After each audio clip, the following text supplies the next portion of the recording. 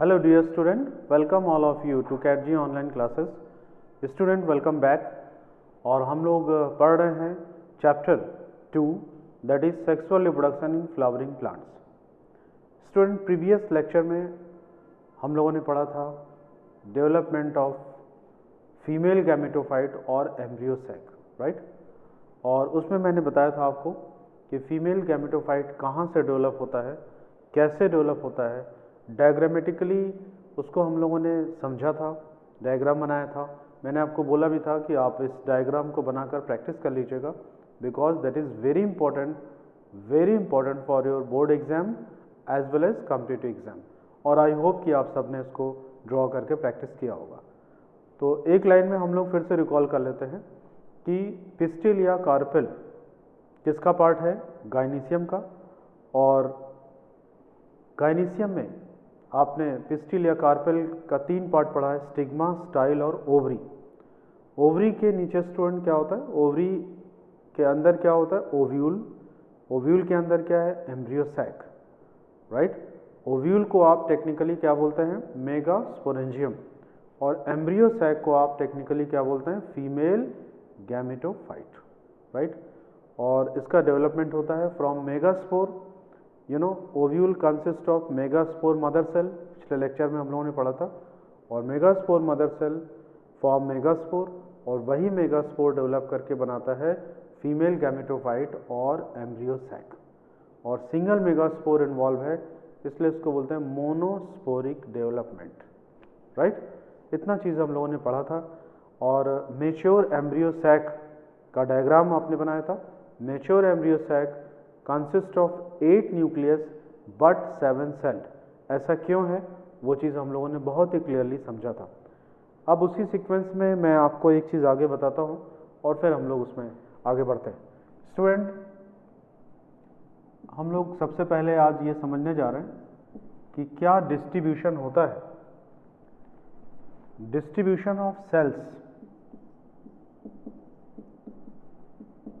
Distribution of cells in embryo sac और female gametophytes. Okay, तो female gametophyte में distribution of cells क्या है वो हम लोग स्टडी करने जा रहे हैं. देखिए, इसमें 3 ग्रुप ऑफ सेल्स हम लोग स्टूडेंट स्टडी करेंगे. वन होता है एग एपेरेटस. इसके बारे में मैंने आपको थोड़ा बहुत बताया था, पर अभी हम लोग और ज़्यादा डिटेल में स्टडी करते हैं. Egg apparatus, then the large central cell and finally antipodal cells, right. तो 3 ग्रुप ऑफ सेल्स हुआ. कौन सा, egg apparatus, large central cell और एंटीपोडल सेल्स. और ये टोटल मिलाकर होते हैं स्टूडेंट हाउ मेनी, 7. जो आपको हम लोगों ने इस चीज़ को डिस्कस कर लिया है पहले ही, राइट. तो देखिए, एग एपेरेटस के अंदर कितने सेल्स होते हैं, इट कंसिस्ट ऑफ 3 सेल्स. यहाँ पे 3 सेल्स होते हैं. There is one egg cell, 2 synergid cells, right. यहाँ पे 1 सेल होता है, 1 large central सेल होता है, ठीक है. Consist of 2 polar nuclei. Antipodal cells में स्टूडेंट 3 सेल्स पाए जाते हैं, राइट. तो सेल्स की काउंटिंग आप करेंगे तो 3 और 1 4 एंड 3 7, टोटल 7 सेल्स आते हैं. एक सेल आफ्टर फ्यूजन क्या बनाता है, एक cell after fertilization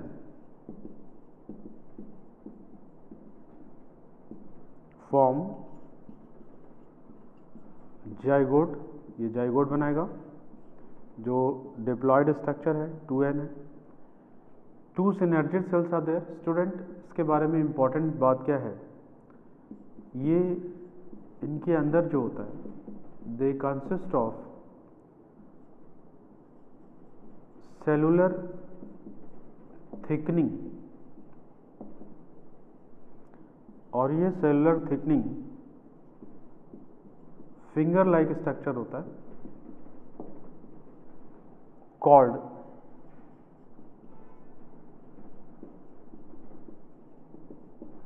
filiform apparatus, right. इनको फिलीफॉर्म apparatus बोलते हैं student. This is very important for your exam.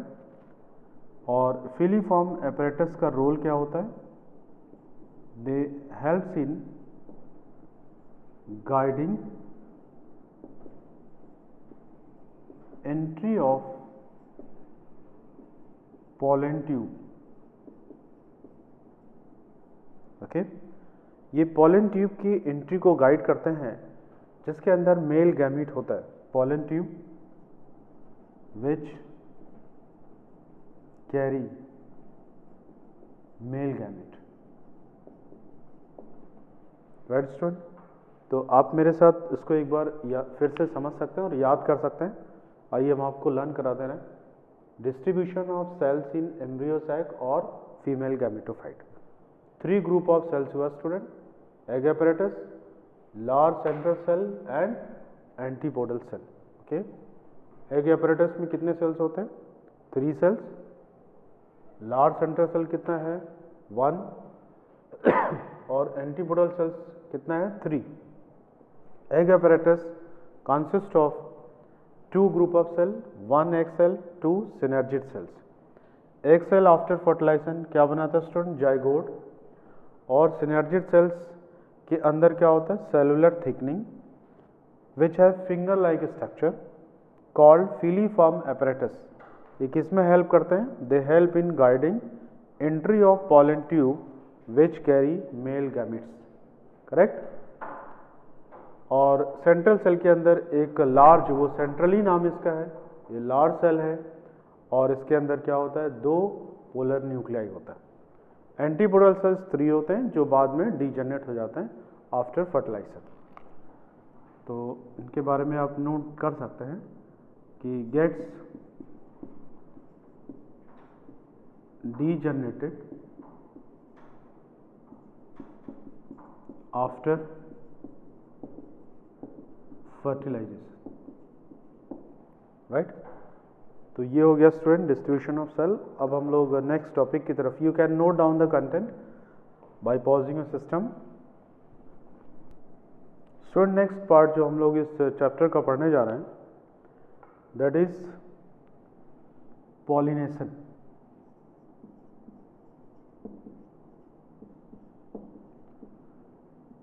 Pollination भी बहुत इंपॉर्टेंट टॉपिक है स्टूडेंट, और इससे related questions not only board exam but NEET exam में पूछे गए हैं और पूछे जा सकते हैं। और पॉलिनेशन एक बड़ा टॉपिक है, इस पे बहुत सारे स्टूडेंट प्रोजेक्ट भी बनाते हैं, बायोलॉजी प्रोजेक्ट जो प्रैक्टिकल में ये सबमिट करते हैं। तो बहुत इंपॉर्टेंट टॉपिक है, आइए इसको डिस्कस करते हैं। पॉलिनेशन, सबसे पहले स्टूडेंट हम लोग ये समझते हैं कि व्हाट इज पॉलिनेशन, पॉलिनेशन है क्या। तो pollination it is process of transfer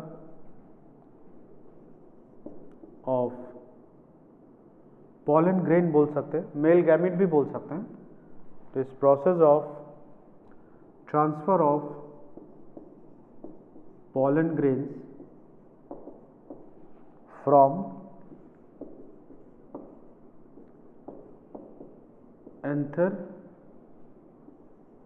to stigma,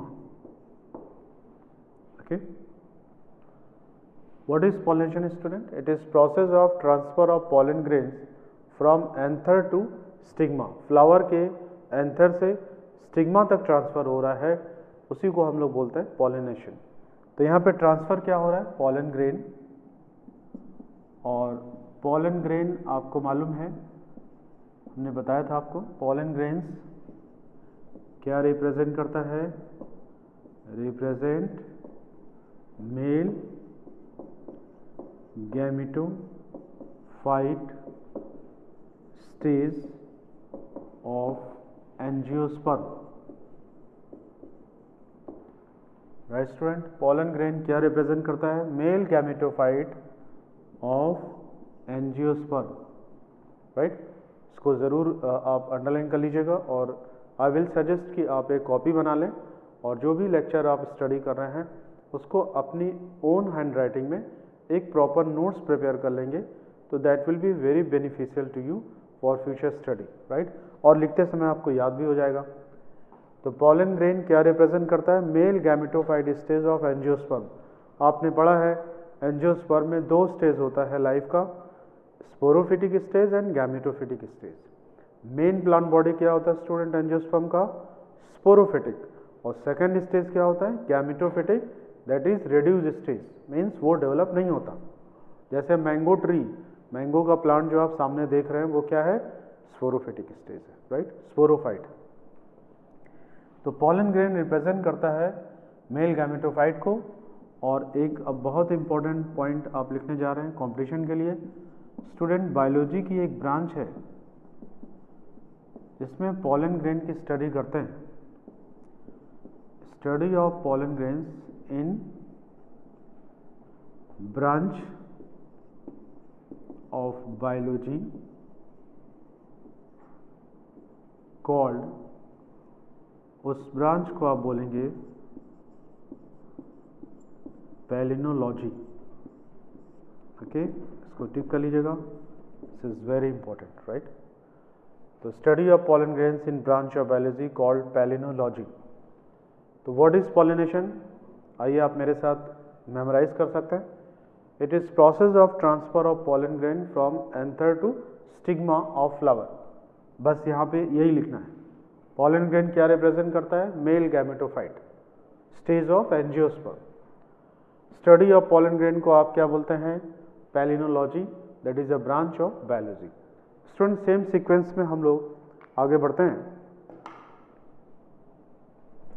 now we are going to study types of pollination. How many types of pollination are there, ये पढ़ने जा रहे हैं। अभी तक आपने समझा बेसिक बातें पॉलिनेशन का।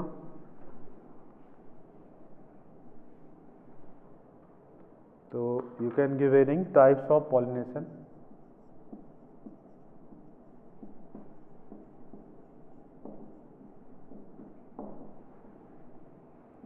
स्टूडेंट, पॉलिनेशन को हम लोग कैटेगराइज करेंगे तो उसके दो कैटेगरी हम लोग बनाते हैं। मेजर कैटेगरी है पहले, one is self pollination and second is cross pollination. Okay, दो टाइप्स ऑफ पॉलिनेशन हुआ, first self pollination and second cross pollination. Student, cross pollination is also known as allogamy. This is very important term for competition. It is also known as xenogamy. This is also very important क्योंकि कई बार ये question competitive exam में आ जाता है। Suppose allogamy, what is other name of cross pollination? Allogamy. और xenogamy, what is xenogamy? Xenogamy is cross pollination. Then cell pollination is again divided into two category, that is autogamy and geitonogamy. Okay, तो types of pollination दो category का हुआ, आपने देखा, self pollination and cross pollination. Self pollination भी दो type का हुआ, autogamy and geitonogamy. And cross pollination is called allogamy और xenogamy. Student one by one अब हम लोग उसको डिस्कस करने जा रहे हैं। तो सबसे पहला है ऑटोगैमी, इसके बारे में हम लोग बात करने जा रहे हैं। So just give heading autogamy.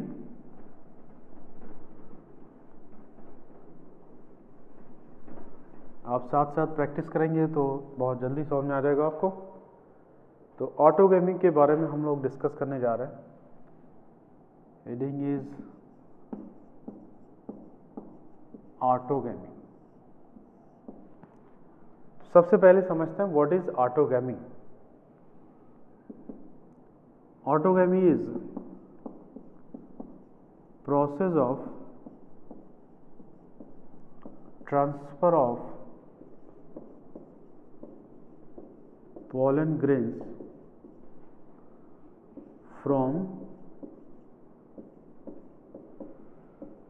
anther to stigma of same flower is called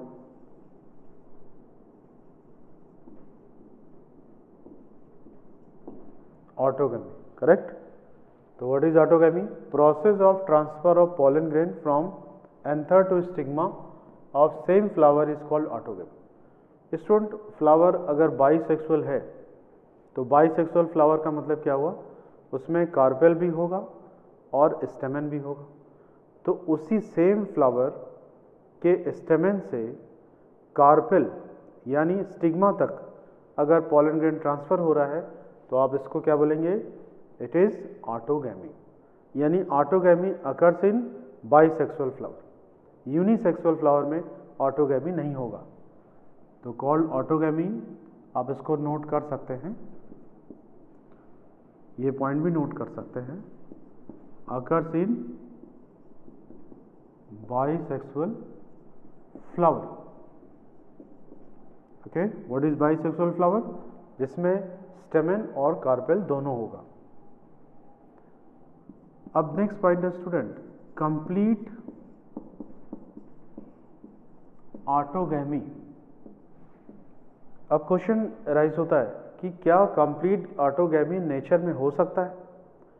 तो इसका आंसर होगा कंप्लीट ऑटोगैमी नेचर में बहुत ही रेयर होता है। राइट। तो complete autogamy is rare in nature. Complete autogamy nature में रेयर होता है। ऐसा क्यों होता है स्टूडेंट? इसका भी रीजन हम लोग समझते हैं। नेचर बिकॉज, इसके लिए दो स्ट्रॉन्ग रीजन है। पहला क्या है कि पॉलन ग्रेन, यानी पॉलन ग्रेन कहाँ से रिलीज होता है? एंथर से। एंथर के अंदर स्टेमन है, तो एंथर और कहाँ पे जाना है इसको? स्टिग्मा तक। तो एंथर और स्टिग्मा बिल्कुल क्लोज होना चाहिए। They should be in close contact of each other, और ऐसा बहुत कम फ्लावर में होता है। राइट। तो पहला पॉइंट क्या हुआ? इसके लिए क्या होना चाहिए? Because for this anther and stigma must be closely present with each other,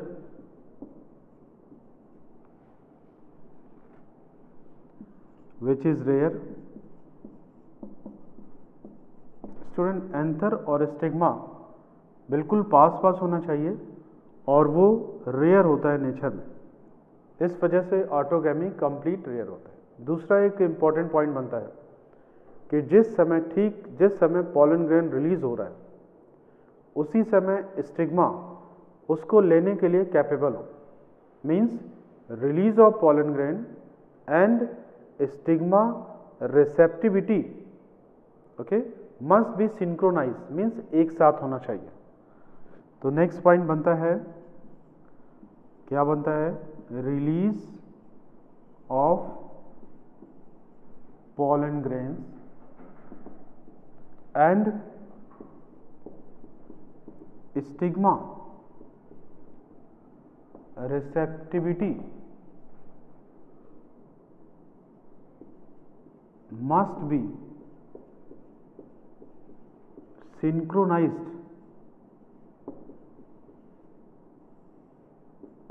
that is rare। Student, तो हमने क्या डिस्कस किया? हम लोगों ने डिस्कस किया कि जो ऑटोगैमी है वो क्या है और ये किस में होता है, और कंप्लीट ऑटोगैमी क्या नेचर में हो सकता है। तो complete autogamy is rare in nature. क्यों? क्योंकि इसके लिए एंथर और स्टिग्मा क्लोजली प्रेजेंट होना चाहिए, एक पॉइंट हुआ। दूसरा कि पॉलन ग्रेन का रिलीज और स्टिग्मा की जो रिसेप्टिविटी है, मतलब उसको पॉलन ग्रेन को रिसीव करने का जो टाइमिंग है वो बिल्कुल सिंक्रोनाइज होना चाहिए, एक साथ होना चाहिए, जो नेचर में रेयर होता है। क्योंकि ऐसा नहीं है कि पॉलन ग्रेन रिलीज हुआ और स्टिग्मा उसको तुरंत रिसीव करेगा, ऐसा नहीं होता। तो ये नेचर में बहुत ही रेयर होता है।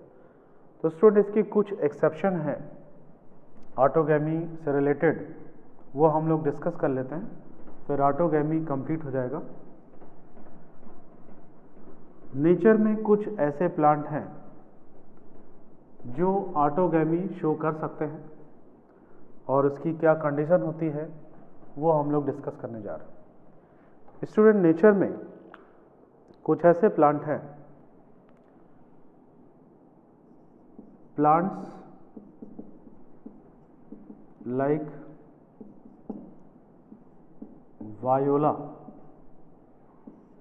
उसका एक नाम ये भी है पैंसी, वायोला ऑक्जेलिस,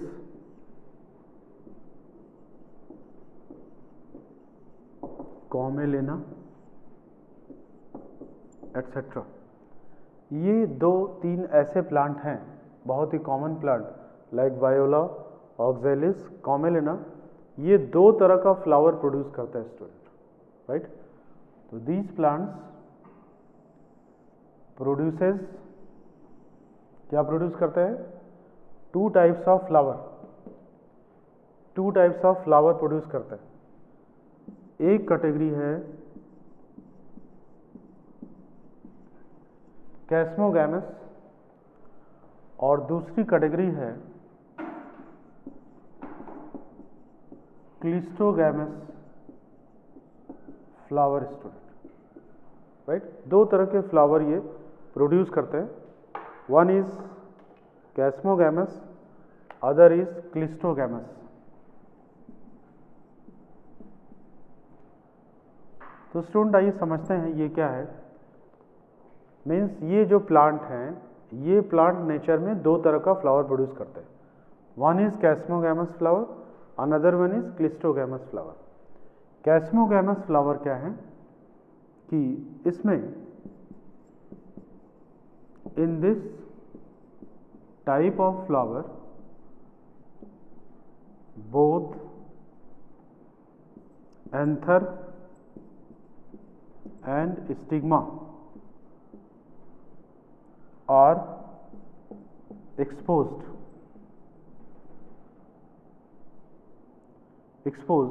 मतलब ओपन, राइट। यहाँ पे कैस्मोगैमस फ्लावर का मतलब हुआ कि वो फ्लावर जिसमें एंथर एंड स्टिग्मा दोनों एक्सपोज्ड होगा उसको बोलेंगे कैस्मोगैमस फ्लावर। और जहाँ एंथर एंड स्टिग्मा एक्सपोज्ड है मीन्स ओपन है। कहाँ पे ओपन है? एयर में दिख रहा है, वहाँ पे ऑटोगैमी के चांसेस कम होंगे। तो इस केस में क्या होगा?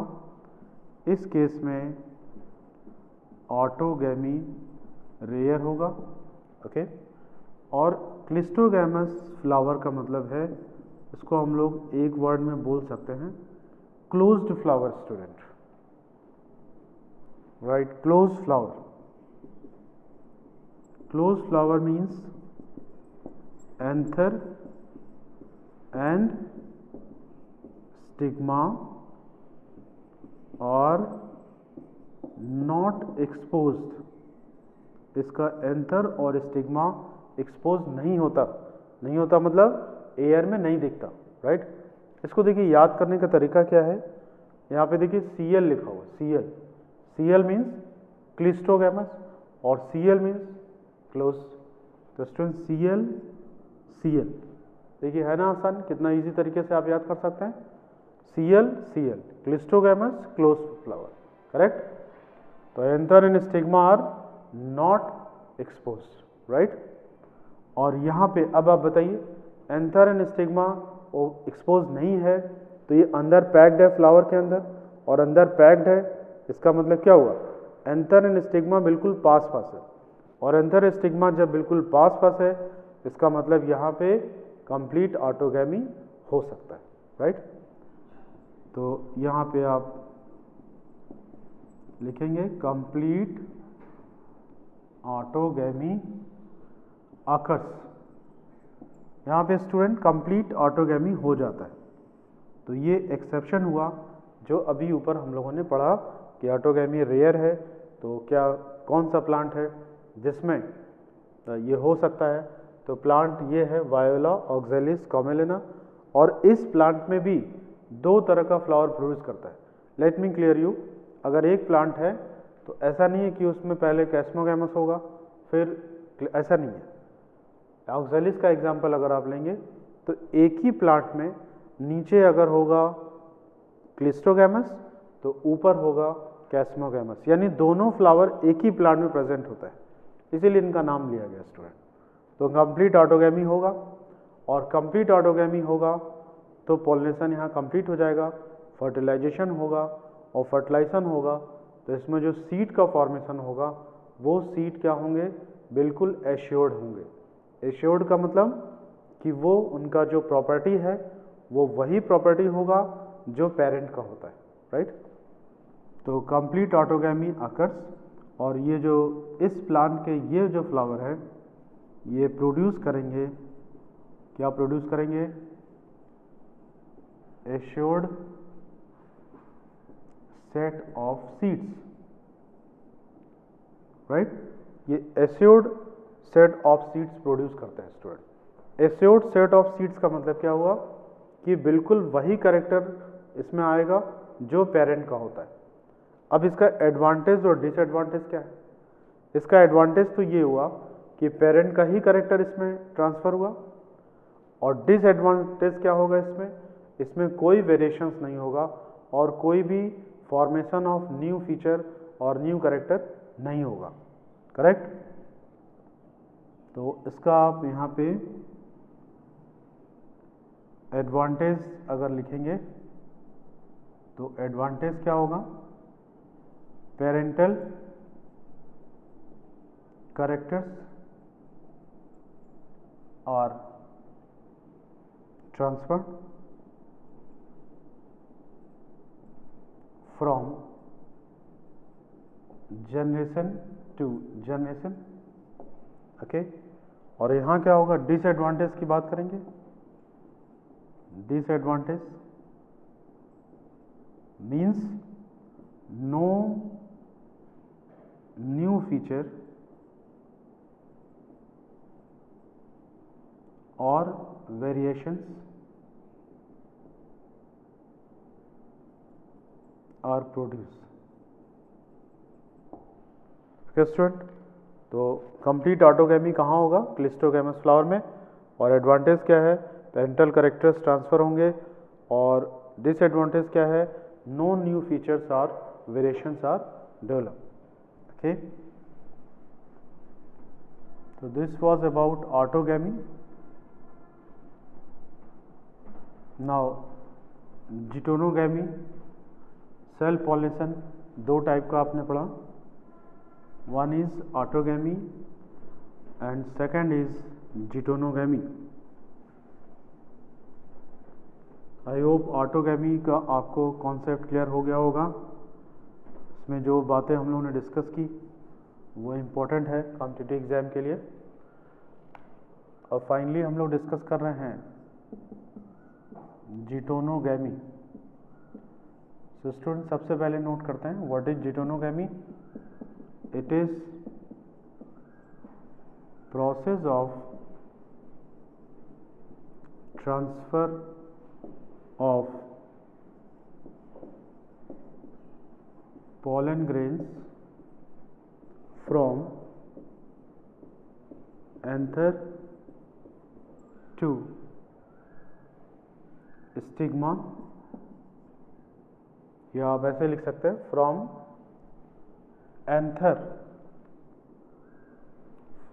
Anther of one flower to stigma of other flower in same plant.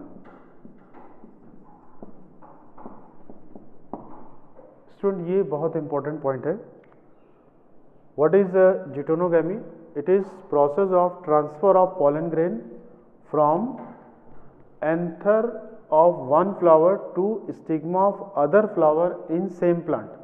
जैसे मान लीजिए एक प्लांट है और उसकी वो प्लांट जो बाइसेक्सुअल फ्लावर प्रोड्यूस कर रहा है, और बाइसेक्सुअल फ्लावर में एंथर एंड स्टिग्मा दोनों होगा, बट पॉलन ग्रेन एक फ्लावर के एंथर से रिलीज हो रहा है और उसी प्लांट में दूसरे फ्लावर के स्टिग्मा तक ट्रांसफर हो रहा है, right?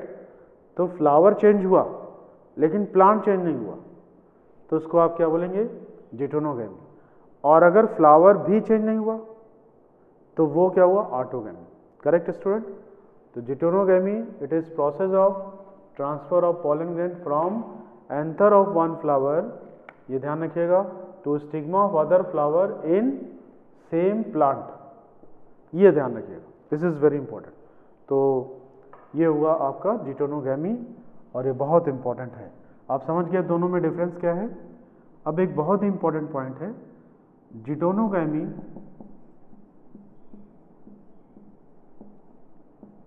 Is functionally cross pollination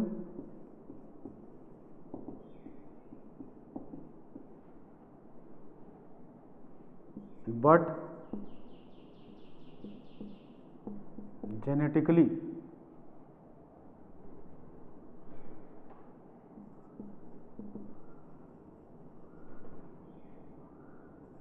self pollination।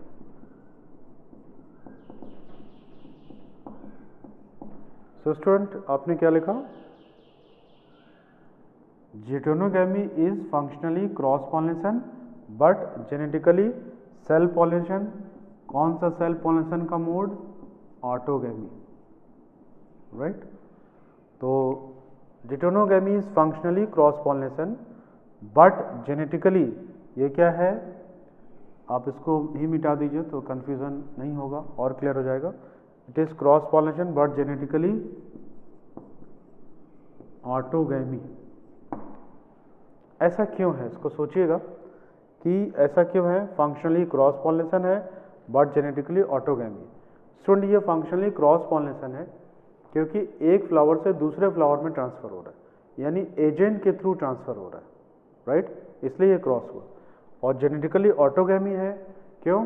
क्योंकि इसका जीनोटाइप तो वही है, क्योंकि प्लांट चेंज हुआ नहीं, तो एक ही प्लांट के एक ही फ्लावर से दूसरे फ्लावर में जा रहा है, plant is same, that's why it is genetically autogamy. Okay student, so that's all in this lecture. Will continue in next lecture student. Till then आप इसको प्रिपेयर करिएगा, इस पर क्वेश्चंस तैयार करिएगा and will see you next lecture. Thank you student.